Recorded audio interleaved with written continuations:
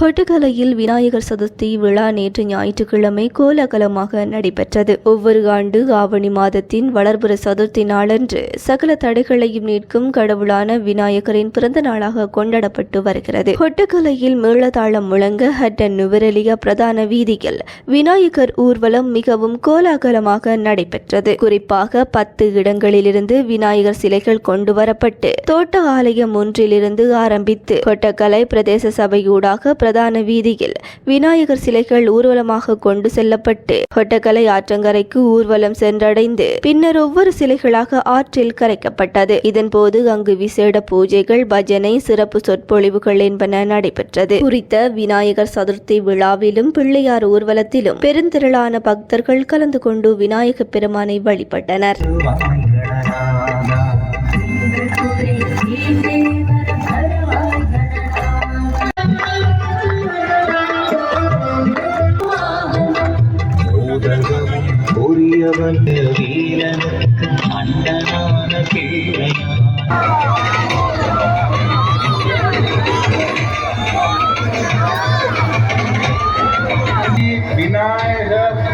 விநாயகனால் புனிதம் பெற்றது நாள். இந்த பாவிக்கு இனிமேல் விநாயகர் தீர்த்தம் என்று பெயர் வைத்து இன்றிலிருந்து போ.